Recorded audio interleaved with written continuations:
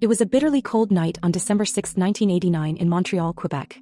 Snow blanketed the sidewalks and rooftops as students at the École Polytechnique de Montréal, a top-tier engineering school affiliated with the Université de Montréal, hurried through final exams. Many dreamed of bright futures in a profession still largely dominated by men. Among them were young women striving to change the narrative, pursuing engineering degrees with excellence and ambition. They were trailblazers, future scientists, builders, leaders. But the tranquility of that evening would soon shatter in a hail of bullets. At around 5:10 p.m., Marc Lépine, a 25-year-old man wearing a jacket, jeans and boots, walked into the school armed with a Ruger Mini 14 semi-automatic rifle and a hunting knife. Over the course of 20 minutes he moved through the corridors and classrooms of the institution, targeting women, especially those studying engineering. He murdered 14 women, injured 14 others and ended his own life. The attack was not random. It was calculated, deliberate and driven by misogynistic rage. Lépine specifically stated he was targeting feminists, blaming them for his failures in life. This was not simply a mass shooting. It was, as scholars, journalists and survivors have repeatedly asserted, a gender-based terror attack, a direct assault on women's rights and the feminist movement. Canada had never witnessed such a tragedy before. It sent shockwaves across the nation, sparking intense debates about gun control, violence against women, systemic misogyny, and how society responds to male violence. It prompted legislative change, inspired decades of activism, and created a permanent wound in the collective memory of the country. December 6th is now commemorated annually as the National Day of Remembrance and Action on Violence Against Women in Canada.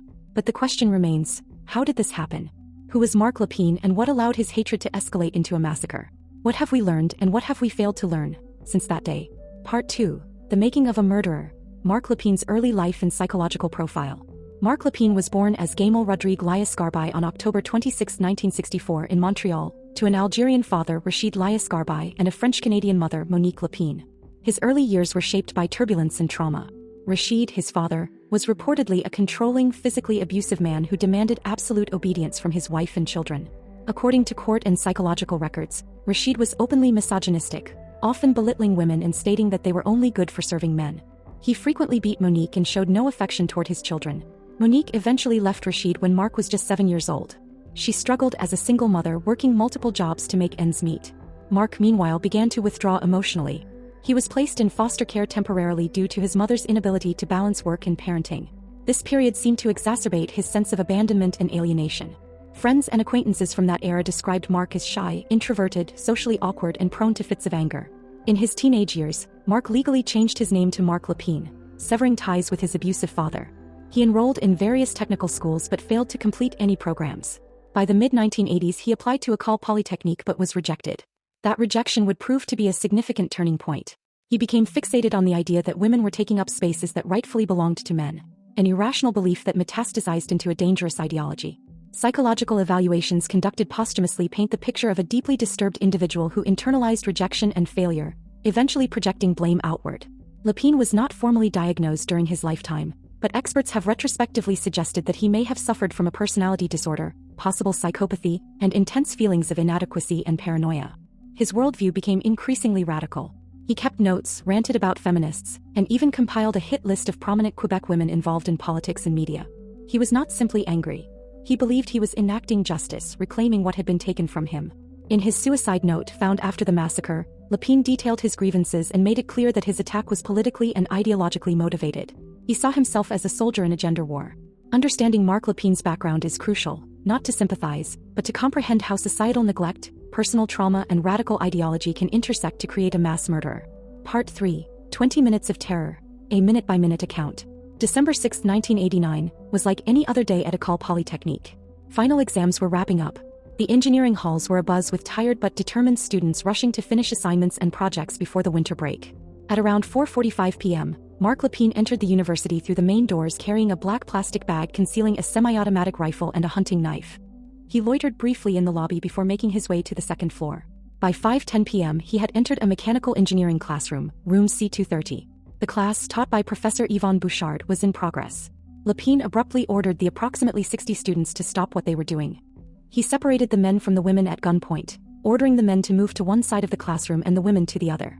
After the male students hesitantly obeyed, Lépine turned to the 9 women standing apart. He declared, "I am fighting feminism." Without hesitation he opened fire. 6 women were shot, 6 instantly. He killed 6 of the women in that classroom, injuring 3 others. The men, stunned and paralyzed by fear, were forced out of the room as Lépine continued his rampage. He then roamed the corridors of the school, entering classrooms, labs, and hallways, shooting indiscriminately but primarily targeting women. He shot and killed more women in classrooms on the third floor, in the cafeteria, and in another hallway. Witnesses would later recall a chilling calmness in his demeanor. He moved methodically, reloading when needed, rarely yelling or acting in panic. In room C403, he encountered 2 female students, both of whom he shot at close range. In the mechanical engineering laboratory, he fired into a group of students crouched under desks. One male student who tried to shield a female classmate was killed. Others played dead, holding their breath, hoping the nightmare would pass them by. Lépine finally made his way to the financial services office. At 5:30 p.m., after 20 minutes of carnage, he turned the gun on himself and committed suicide. In his coat pocket was a suicide note expressing his hatred for feminists and listing 19 prominent women in Quebec whom he considered enemies. In total, 14 women were murdered. Geneviève Bergeron, 21. Helene Colgan, 23. Natalie Croteau, 23. Barbara Daigneault, 22. Anne-Marie Edward, 21. Maud Havionik, 29. Barbara Kluxniquidijouix, 31. Maurice Lagunier, 25. Maurice Leclerc, 23. Anne-Marie Lemay, 22. Sonia Pelletier, 23. Michelle Richard, 21. Annie Esternault, 23. Annie Turcotte, 21. Another 14 individuals were wounded, including both women and men. The massacre lasted only 20 minutes. But in that brief window, Canada changed forever. Part 4. The victims, who they were, what they dreamed, and who we lost. The 14 women murdered at École Polytechnique were not just names on a memorial plaque or statistics in a tragic news report. They were daughters, sisters, partners, friends, and future professionals who had dared to break into a male-dominated field with ambition and hope. Each had a story worth telling, a dream worth honoring, and a life cut short far too soon. Geneviève Bergeron, 21, was a civil engineering student who played the clarinet and was a talented musician. Helene Colgan, 23, was in her final year of mechanical engineering and had been offered multiple job interviews. Natalie Croteau, 23, was about to graduate in mechanical engineering and was known for her sense of humor. Barbara Daigneault, 22, was an engineering student who also worked as a teaching assistant. Anne-Marie Edward, 21, was a chemical engineering student and an avid skier. Maud Havionik, 29, was studying materials engineering and had a degree in environmental design. Barbara Kluxniquidijouix, 31, was a nursing student, originally from Poland, attending a meeting at the school. Maurice Lagunier, 25, was an employee in the school's finance department and newly married. Maurice Leclerc, 23, was an engineering student known for her intelligence and compassion. Anne-Marie Lemay, 22, was passionate about healthcare and engineering, and aimed to improve medical equipment. Sonia Pelletier, 23, was set to graduate just days later and return to her hometown for Christmas. Michelle Richard, 21, was a gifted student pursuing a degree in materials engineering. Annie Esternault, 23, was a mechanical engineering student from a small town in Quebec. Annie Turcotte, 21, loved swimming and was studying engineering to help improve the environment. These women were not just students. They were symbols of progress in a society still wrestling with gender equality. Their loss was not just personal to the families and friends who mourned them, but a national loss, a reminder of what hatred can destroy in an instant. The impact on their families was immeasurable. Many parents spoke of shattered dreams, of homes that never felt whole again, of siblings left in silence. Vigils were held. Scholarships and awards were later established in the victims' names. Yet no memorial, no policy change could ever fully fill the void left behind. Remembering them individually is essential. It shifts the narrative from the perpetrator to the people whose lives he ended. In honoring their lives and legacies, we ensure they are never forgotten, not just as victims of a massacre, but as young women full of promise who should have lived long, meaningful lives. Part 5. Aftermath and National Reckoning. In the days after the massacre, Canada mourned. Vigils were held nationwide.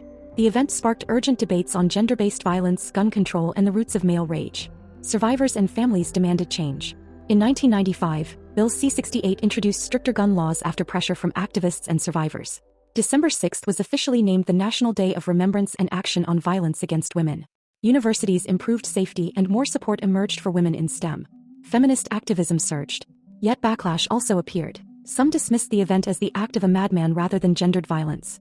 The debate revealed Canada's divisions. Still, the massacre's legacy endures. It inspired laws, movements, and national reflection. Every December 6th, bells toll 14 times. The women are remembered not just as victims, but as symbols of resilience and the need for lasting change. Part 6. Media coverage, public debate, and the struggle for narrative. In the days following the massacre, the Canadian media entered uncharted territory. The immediate coverage was factual and focused heavily on the sequence of events, the identity of the perpetrator, and the reactions of the victims' families. Headlines across the country carried the horrifying news: massacre at Montreal Engineering School.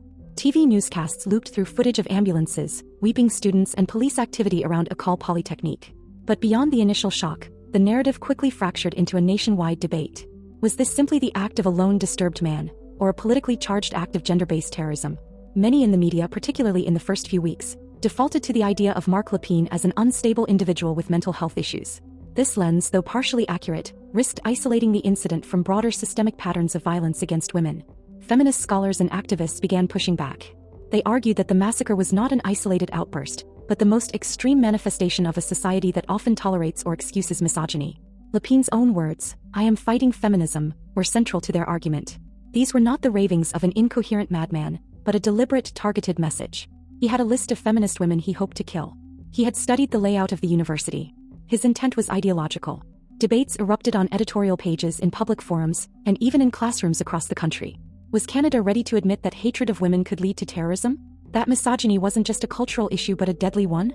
Some media outlets eventually shifted their framing, especially as feminist voices gained traction. Journalists began interviewing survivors, activists, and sociologists. Articles began appearing that analyzed the intersection of mental illness and societal sexism. Documentaries and long-form investigations explored the roots of Lépine's hatred and the systemic issues that enabled it to grow unchecked. However, a counter-narrative also emerged. Critics accused feminists of politicizing a tragedy. Right-wing commentators dismissed the ideological framing and warned against using the massacre to push for stricter gun control or gender equity policies. The debate revealed deep fractures in Canadian society, between those who saw the massacre as a call to action and those who preferred to see it as a tragic anomaly. Still, the media coverage, flawed and uneven as it sometimes was, served to catapult the conversation about violence against women to national prominence. And over time, the framing of the massacre as an act of gender-based violence became more widely accepted, especially in academic and activist circles. Ultimately, the way the media responded shaped how Canada remembered the massacre. It sparked a struggle over narrative, a contest not just about what happened, but about what it meant and what must be done to ensure it never happens again. Art 6. The Shooter's Manifesto, Hate in His Own Words. Lépine left behind a suicide note, and copies were found in his apartment and on his body. In it, he outlined his reasons for the massacre. "I have decided to send the feminists who have always ruined my life to their maker." The note included a list of 19 prominent Canadian women, journalists, politicians, professors, and activists, whom he blamed for destroying traditional society. Psychologists and sociologists reviewed the letter and his behavior, diagnosing patterns of narcissistic rage, misogyny, persecution complex, and possibly untreated personality disorders. Yet many emphasized that his hatred had been amplified and validated by a culture that still often undermined or mocked feminism. Part 7. Legacy, Gun Laws, Social Change and Continued Struggle. Gun Control Legislation. The massacre became the driving force behind decades of advocacy for gun reform in Canada. After public pressure, Bill C-17, 1991, introduced tougher background checks. Bill C-68, 1995, under PM Jean Chrétien, established the Canadian Firearms Program and a long gun registry. Though the registry was partially dismantled in 2012 by the Conservative government, many survivors and victims' families remain active in fighting for stricter gun laws to this day. Violence against women awareness. The massacre catalyzed massive increases in funding, awareness, and legislation around domestic violence, sexual harassment, and women's rights in Canada. It is cited in UN reports and academic studies as a pivotal moment in feminist history. Memorialization. On the Polytechnique campus today stands the commemorative plaque and monument to the women, featuring the names of all 14 victims. Every year, their lives are remembered in national ceremonies. Part 8. Conclusion. A Country Forever Marked. The École Polytechnique Massacre wasn't just a tragic moment in Canadian history, it was a mirror held up to society. It revealed the deadly consequences of misogyny, the cost of silence, and the urgent need to confront systemic gender-based violence. The names of the 14 women lost that day live on as both a mourning and a call to action. In classrooms, government offices, shelters, and homes, their legacy is a reminder that equality must be defended, that hate must be challenged, that we must never forget.